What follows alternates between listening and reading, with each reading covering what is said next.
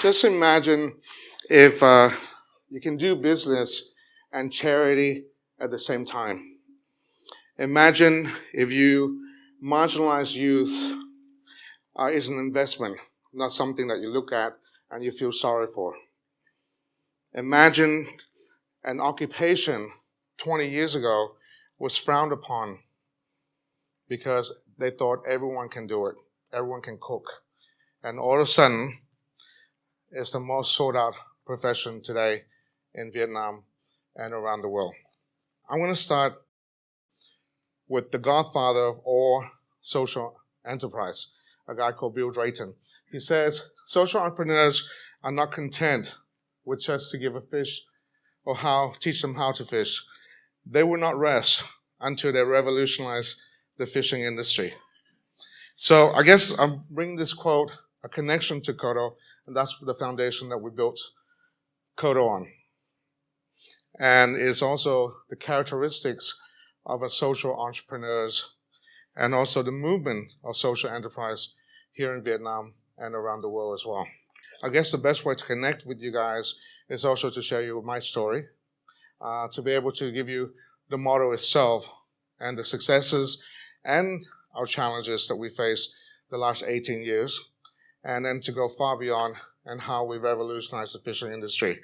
The key message at the end of it is to be able to say there's two things. One is about how the model has come full circle of once help others as well. And number two is to be able to resonate, empower, but also connect with the audience here today to be foolish, to be unreasonable, to be hungry, and all that kind of stuff, and then make a difference in this world. Like a lot of Vietnamese, I was raised in Australia. I was born from a Korean father and a Vietnamese mother, and I left Vietnam at the age of 2. And we finally settled in Australia. After Singapore and Saudi Arabia, we settled in Australia at the age of 8. And over Christmas, I remember, very hot Christmas that year. Growing up in a lucky country, my mom and a very crowded family, 6 of us. I was the youngest. We live in a very tiny 2-bedroom apartment. But the reason why I said this is because we are very lucky in the lucky country, because we always make sure mom, no matter how hard, she's a product of a street kid herself. So she always makes sure that we have food on the table and we have shelter over our head and always an education. I had the best education possible. Like everything else, I grew up and have a very normal childhood. Until the age of 23, my background was tourism, and I went back to Vietnam for the first time. Picture Vietnam in those days, and I know a lot of you have been here a long time, and Vietnamese as well. 1996, Vietnam was considered a third world country. We don't have traffic lights. We can cross the street in those days. And there was 80% live under pretty much rural area, and a lot of people live under $1 a day. And street kids was obviously everywhere. As growing up as an Australian, you've always been taught to fight for the underdog and trying to do something as much as you can. So that walk, after I finished my trip, I met 4 street kids by chance. Those kids with their radiant smile and the ulcers and the blisters and all that kind of stuff. They gave me this smile that says they won't be defeated by their circumstances. They walk about 16 hours a day. They sleep next to a tree, which they have to put their baskets on top of the tree. And they often get beaten up, and then they make money to support their family. So I did a very typical tourist thing. I asked them what they hope for the dreams for the future. I went to the market, got completely ripped off. Bought them toothbrush, toothpaste, and all that kind of stuff. And word got around town that there was a new sucker in town. So I was taking them over for a bowl of noodle soup. Anyway, I got 10, 20, 30, 50. And at the end of my 2-week stay in Vietnam, I was looking after about 60 kids over a bowl of noodle soup. For an extra 20 cents, you can get a Coca-Cola as well, which is a real treat. There you sit on the plastic stool. In those days, I could sit on one on the street pavement, and then you witness a lot of cases, and the cases where a little girl, she's very petite, and she runs around, she goes, "Mommy, Mommy, I'll try harder next time," because she didn't meet the quota that day, and her mom was about to beat her with a steel pup. So sitting there and seeing those circumstances, I have two important decisions to make. I could be one, send money back to Vietnam, like a lot of people before me, or I can choose to be that change that I want to see in the world. So I chose to come back to Vietnam. I went home to Australia. I went back to Australia, read 2 books on Vietnam. I couldn't speak the language in those days, and applied for a job as a tour leader, and came back to Vietnam 4 months later. That was 1996. I was 24 years old. I had $200 in my pocket, and my journey began. Within the time that the next 3 years, I've learned the hard way. I learned the meaning of give someone a fish and they'll eat them today, and show them how to fish, they'll eat their whole life long. I learned that I was giving those kids fishes. Everywhere I go, I was feeding them, I was sheltering them, but I forgot to teach them how to fish. And then one day, those same kids came to me and said that what you're doing, in fact, wasn't helping us at all. You're, in fact, creating this dependency. We're going to need a job. And they're right. I was about to create for them something that is the most tangible for them to get an occupation, get a living, a sustainable livelihood. But at the same time, I didn't want to be a vocational training center. I wanted something much more. I want to create this for them to have a family. So we started the model. The Kodo model has been going for 18 years. And it's very simple, I think. First of all, we get the hospitality training accredited through Australia so our kids can go out there and find jobs. Number 2, we teach them English, specifically designed for the hospitality industry. The English, we don't teach them that John catch a train to London at 2 o'clock. We teach them the broccoli and pasta and the funny brown stuff that you spread on toast for Aussie travelers. And then the last part, which we think is very important in our 2-year program, is the life skills. When kids are their childhood is taken away from them, the best thing you can do is to give them back, get them out of the system of being a kid. So we do 36 workshops from anger management to stress management to first aid, all the way through to managing their budget. And at the same time, we take them to karaoke as well. It's very important for them. And to the movies and on holidays as well. So get them to grow up the proper way. At the end of the 2 years, the program is 100% free. At the end of the 2 years, we place them into the hospitality industry. This is the most common question we ask. How do we recruit? And we wanted to create the Harvard for street kids. It sounds very bad. If you would think that if you want us to invest in you for 2 years, we want to make sure that you're able to have the stamina and the determination to be able to get into the program and sustain it for 2 years. Asking someone to give up their life and change for 2 years is a huge ask. So what we do is we go through a 4-stage recruitment process. Number 1, we invite them to the open day, and we do a lot of team building, and we invite our alumni to come and be the mirror. Look at me. This is where I've become. Number 2, we do a basic mathematics and literacy test to get them to qualify for basically grade 4. And number 3, we want them to be able to be empowered and understand the program. And then after that, we go do a home visit to where they come from, interview the people around them, the local authorities, and all that. Number 3, we do an interview process. The interview is to determine that there is a stage in life where they think, yeah, it sucks where I come from, where I've been, but I'm going to make that determination to make that change.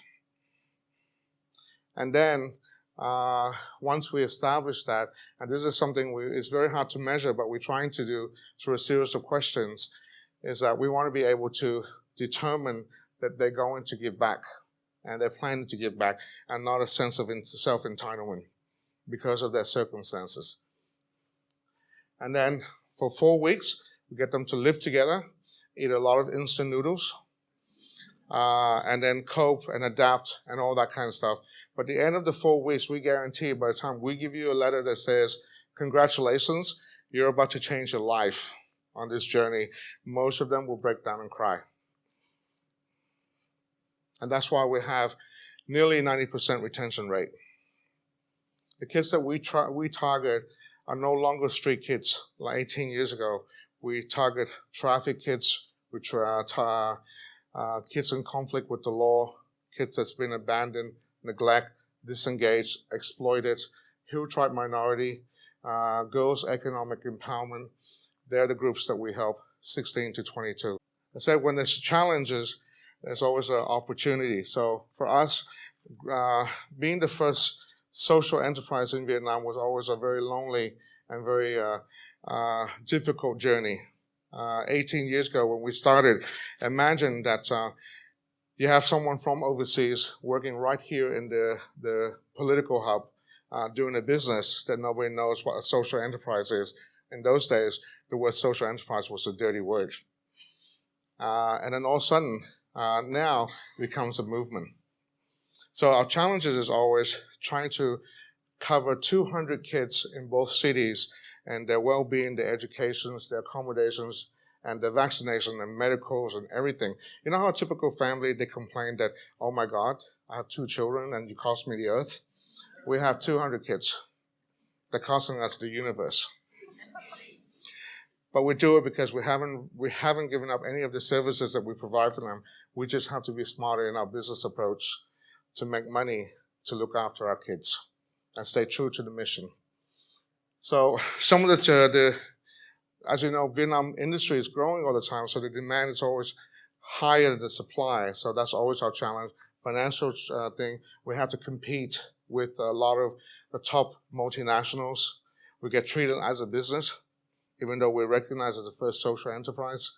So that's an ongoing challenge as well. No government funding. I go back to Australia and I find that there's, if you have bipolar or depression, you just say, go see Ed down the road and there's usually some form of youth services. Here it's still very new for us. So when you have organizations like Blue Dragon and Kodo and like that working with this particular target population, is sometimes very hard.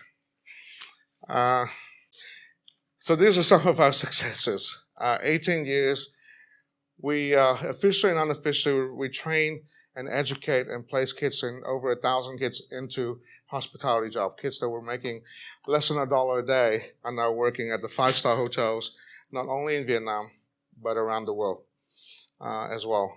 I think that we're success. We changed the mindset of just the hand-up approach instead of the hand-out approach as well. We've been successful in creating a partnership rather than a donor-driven agendas. Because if you're coming to work with us, it's a partnership. It's no longer, you tell us what to do, and we'll send you 565 pages of report. And we're also the first social impact recipient in Vietnam last year when we opened Kodo Catering as well. And we work with major brands like the UN, PwC, Group M, 7-Eleven, for example, and all that. This is how we revolutionize the fishing industry. In my opinion, that it's not okay just to do charity anymore. If you're helping those target population, it's about empowerment, it's about sustainability, it's about contribution. So when you help someone, you hope that in return they in fact go and help someone else as well. So this is how we revolutionize the fishing industry. 62% of our staff now are Kodo graduates of the program. We have 60% that give back in one form or another. We have 3 major events like the graduation, the field trips, which we take our kids on holidays, and also the winter appeal each year where we ask our kids to do community service. They give back as well. And 60 of our kids are placed internationally around the world, from Dubai, Malaysia, China, New Zealand, Australia. And we have 3 kids are doing masters, doing degrees as well. Why? Simple. Because the future industry of celebrity chefs, F&B managers, and GMs of resort should be either local or Koto. It shouldn't be foreign hires, which is most of them is at the moment. They say for a social enterprise, it's not good enough for you to sit and do things on your own. In order for us to be successful and sustainable, we're going to need the community. We're going to need you. So how we do this is I sit on the board for C-SHIP, which we fund incubators and startups of social enterprises. There are about 400 social enterprises currently working, about 50 registered now in Vietnam, and we help through the community buying the product, using the products, or going to the restaurant, for example, in our case, is able to continue for us to work towards sustainability. Our tomorrow is endless. I remember 18 years ago, I went and knocked on doors for the very first time and asked, would you hire my street kids?